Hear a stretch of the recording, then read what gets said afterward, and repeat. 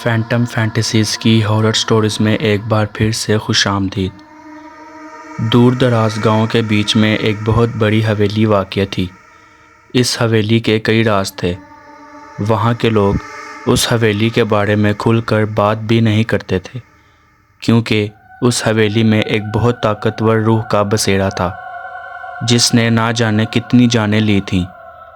اس خوفناک حویلی کے سفر میں خوش آمدید، جہاں ڈراؤنے خواب جنم لیتے ہیں۔ اگر آپ کا دل کمزور ہے تو آپ یہ کہانی مت دیکھیں۔ ویڈیو شروع کرنے سے پہلے آپ سب سے ریکویسٹ ہے ہمارے چینل کو سبسکرائب کریں۔ تو چلیے کہانی شروع کرتے ہیں۔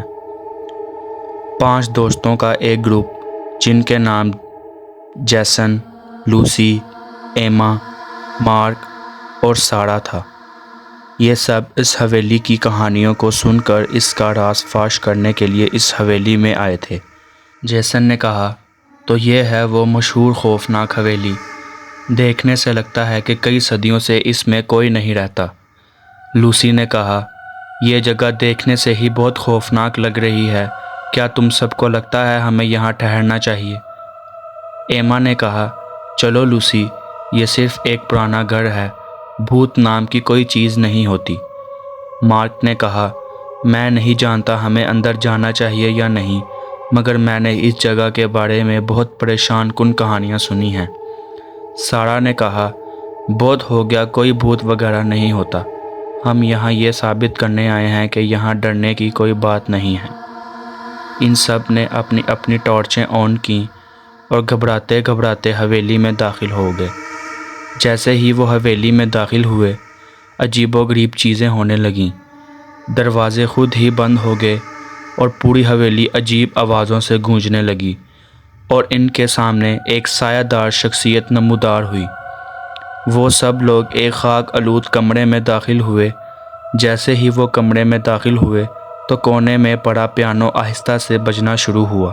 لوسی نے کہا، کیا تم نے کچھ سنا؟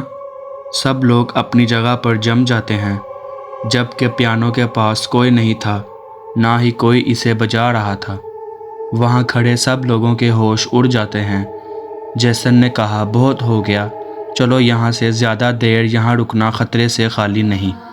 جیسے ہی وہ جانے کے لیے مڑے تو دروازہ زوردار دھماکے سے بند ہو جاتا ہے۔ سب دوست روتے روتے دروازہ کھولنے کی کوشش کرتے ہیں، لیکن دروازہ نہ کھلا۔ ان سب کو پتہ لگ چکا تھا کہ ہم یہاں پھنس چکے ہیں۔ ایما نے روتے روتے کہا، یہ کیوں نہیں کھل رہا؟ کمرے میں ایک دھیمی اور خوفناک ہنسی گونجتی ہے، اور پیانو بجنا بند ہو جاتا ہے، اور ٹھنڈی ہوائیں چلنے لگتی ہیں۔ مارک نے ڈرتے ڈرتے پوچھا، کون ہے وہاں؟ اچانک کمرے کے بیچ میں ایک بھوت زدہ شکل نظر آتی ہے، پھٹے ہوئے لباس میں ایک عورت۔ اس کا چہرہ ایک عجیب سی مسکراہٹ میں مڑا ہوا تھا۔ اس کی آنکھیں کھوکھلی اور کالی تھیں، اس کی جلد موت کی طرح پیلی تھی۔ اس بھوت عورت نے زور سے آواز لگائی، میرے گھر میں خوش آمدید، آپ یہاں سے کبھی نہیں جائیں گے۔ وہ چیختے چیختے پیچھے ہٹ جاتے ہیں۔ بھوت عورت نے کہا، تم میں سے کوئی بچ نہیں سکتا۔ یہ کہہ کر وہ ان سب کی طرف لپکی۔ اس کی موجودگی میں دم گھٹ رہا تھا۔ ان سب کی ٹارچیں بند ہو گئیں اور کمرہ اندھیرے میں ڈوب گیا۔ جب کمرہ روشن ہوا تو ان سب نے اپنے آپ کو تہہ خانے میں پایا۔ ان سب کو کچھ یاد نہیں کہ وہ وہاں کیسے پہنچے، اور کمرہ سرد ترین ہو گیا۔ لوسی نے کہا، مہربانی کر کے ہمیں یہاں سے جانے دو۔ اچانک دیواریں پھٹ جاتی ہیں اور دیواروں میں سے خون بہنا شروع ہو جاتا ہے، اور رونے کی آوازیں فضا میں گونجنے لگ جاتی ہیں۔ پھر وہ بھوت عورت نمودار ہوتی ہے۔ اس کی شکل پہلے سے زیادہ خوفناک اور اس کی گردن مڑی ہوئی تھی۔ اس نے ان سب دوستوں کو کہا، تم بچ نہیں سکتے، تمہاری روحیں اب میری ہیں۔ ان سب کو ایک ایک کر کے چیختے ہوئے اندھیرے میں گھسیٹا گیا۔ سب کے چہرے خوف اور دہشت سے بھر گئے تھے۔ بھوت عورت ایک عجیب طریقے سے ہنسی اور کمرہ اندھیرے میں ڈوب گیا۔ اس کے بعد ان 5 دوستوں کو کبھی نہیں دیکھا گیا۔ اس طرح خوفناک حویلی نے 5 اور جانیں لے لیں، اور حویلی کا راز فاش کرنے کا دعویٰ دھڑا کا دھڑا رہ گیا۔ اس دن کے بعد اس حویلی کے پاس سے کوئی نہ گزرا۔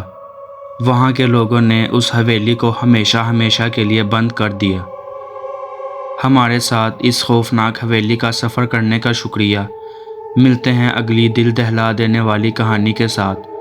تب تک اپنا خیال رکھیں اور محفوظ رہیں۔ اگر ویڈیو اچھی لگی ہو تو ویڈیو کو لائک کریں اور چینل کو سبسکرائب ضرور کریں۔ اللہ حافظ۔